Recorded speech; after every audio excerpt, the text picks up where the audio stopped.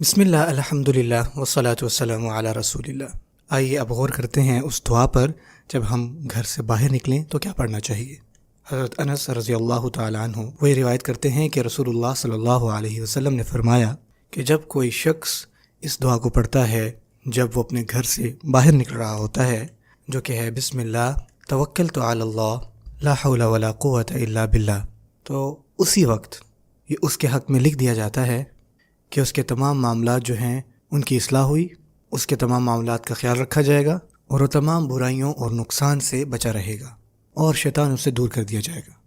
اور دوسرا شیطان اس کو یہ کہتا ہے کہ تمہارا اختیار اس پر کیسے چلے گا جو کہ ہدایت پا گیا اور جو حفاظت میں آ گیا اور جو محفوظ ہو گیا۔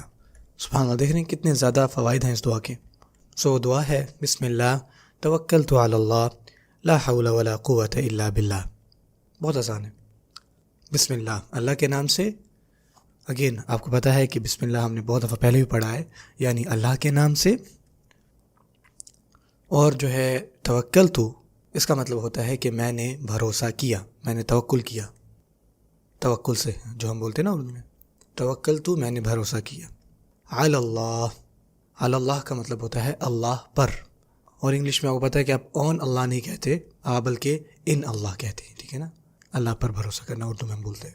اگر انگلش کو دیکھیں تو وہ توکل تو علی اللہ ہے پریپوزیشن، لیکن ترجمے میں محاورتاً وہ آئی ٹرسٹڈ ان اللہ ہوگا انگلش میں اگر دیکھا جائے تو۔ جب بھی کوئی شخص اپنے گھر سے نکلتا ہے کسی بھی کام کے حوالے سے، تو نارملی اس کے ذہن میں کوئی نہ کوئی پلانز ہوتے ہیں جو وہ چاہتا ہے کہ ان کو ایسے کیا جائے گا، کہیں پہ میٹنگ ہے یا کسی سے ملنا ہے، یہ ساری چیزیں۔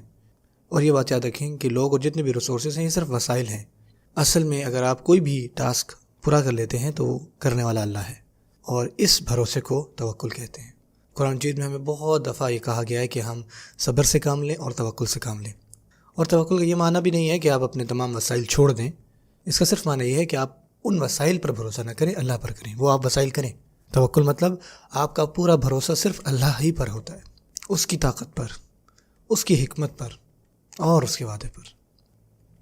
جب ہم توکل کرتے ہیں نا تو ہم شیطانی حملوں سے بھی خود کو بچا لیتے ہیں، اور ہمارے لیے آسان ہو جاتا ہے اللہ تعالیٰ کی مدد حاصل کرنا۔ اور اللہ تعالیٰ کو بھی وہ لوگ بہت پسند ہیں جو اللہ تعالیٰ پر توکل رکھتے ہیں۔